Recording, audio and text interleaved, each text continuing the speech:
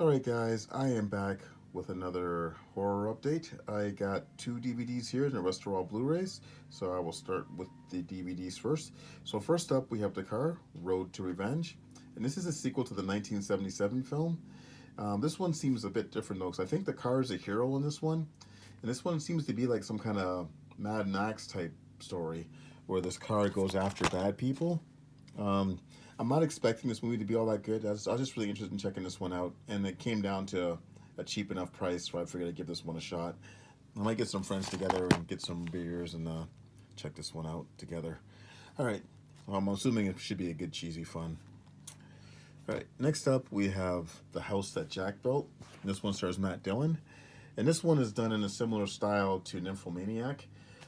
This film was directed by Lars van Trier, and I got mixed feelings about this film. This film is super long. It's like 2.5 hours long, and it's the structure that I had a problem with it. It's essentially Matt Dillon's character is relating these stories from his life and the people he's killed and stuff like that. It's broken up into five sections, um, and there's a lot of narration in this one, and it's also very weird. But there are some hard to watch scenes in this one as well. I did enjoy the first a segment of the story with Uma Thurman. Some of the other ones are harder to watch, but a lot of it's I don't know. No, apparently I don't think this has been released on DVD or Blu-ray in the U.S. yet. This is the Canadian edition. This is from Mongrel. I mean, there doesn't appear to be a Canadian Blu-ray for this one. I know there's an overseas Blu-ray for this release. I'm not sure if I'm going to upgrade this one though. I might just stick with the DVD because I didn't enjoy the film that much. In that 2.5 hours, I don't know how many times I'm going to revisit this movie. All right. Next up, we have M. Night Shyamalan's East Rail 177 trilogy. This is the Walmart exclusive, and the main reason I picked this one up is this one has Unbreakable on Blu-ray, which is the only way you can get Unbreakable on Blu-ray right now, at least in Region 1 or Region A. And I figured in terms of instead of getting like the steelbook, like getting one with an extra movie on it made more sense. It was more practical as opposed to just going with the metal case. I still haven't seen Glass yet, but I did enjoy the first two films. I know the third film isn't supposed to be as good as the other two, but I'm still looking forward to checking this one out. All right. Next up, we have The Evil Dead Extended Cut. This is the 2013 remake. I think this might be the German release for this one. This one came down really cheap in price. I really wanted to get the US extended cut version because I like the artwork on that one a bit better. This is the same artwork that was used for the initial Blu-ray Steelbook release. And the funny thing is, this sequence here, this image, is actually from a deleted scene towards the end that made it into this version, whereas the Steelbook was using that artwork when that scene didn't even take place in that version. I did enjoy this one. It is all region as well, which is cool.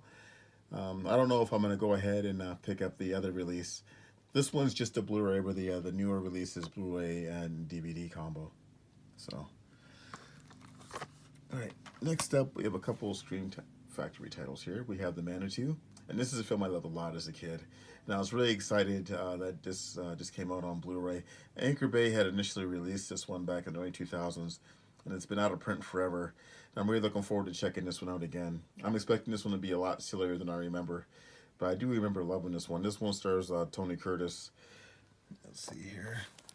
Okay, next we have The Brain, and this is a film I haven't seen since the VHS days, and I'm really excited about this one as well. I think there was a DVD release for this as well. I'm not sure which company released it though. This one stars David Gale from The Animator, so I'm really looking forward to checking this one out. I'm expecting this movie to be really, really silly. Because I remember not really thinking much about it back in the day, but now with nostalgia and stuff. All right, next we have Bloody Birthday, and I'm trying to add more films to my Killer Kids collection. Like I still have Devil Times 5. I still haven't watched that one yet, and I'm hoping to get the Vinegar Syndrome release of The Children later on this month when it goes on sale.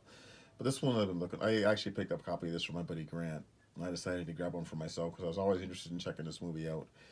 And he was saying that this one had a better transfer than the '88 films release. So, all right. Next up, we have Dragged Across Concrete.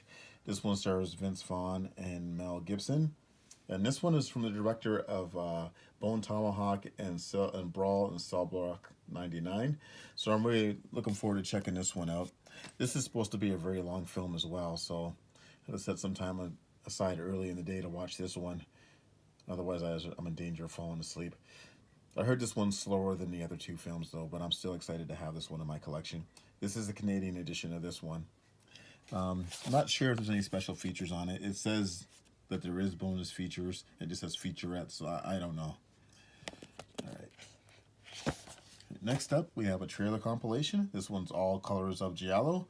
And I think this one also has a documentary on it.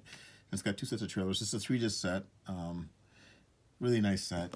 Now, Aaron Pym was talking about this one. And I guess the documentary on Giallos is all done in Italian with subtitles. But there's another Blu-ray release for Tenebrae that has another Giallo documentary, and that one's in English. And he was saying that you kind of need to have both of them, so I need to pick up that Tenebrae release at some point. So it's All Colors of Giallo. And last up, we have the original Pet Cemetery. Really excited to have this in my collection. I'm trying to get more horror on 4K, although I don't have a player yet, but I'll probably be picking one up at some point by the end of the year. I do love this artwork, although, you know, since it's in Canada, they put the French title on there, which is rather unfortunate because it kind of ruins the artwork a bit. I am looking forward to checking this one out again. It's been a long time since I've seen this movie, and I'll probably pick up the remake at some point too when that comes out on Blu-ray. All right, guys, that's my haul. Thanks for watching, and I'll talk to you all later.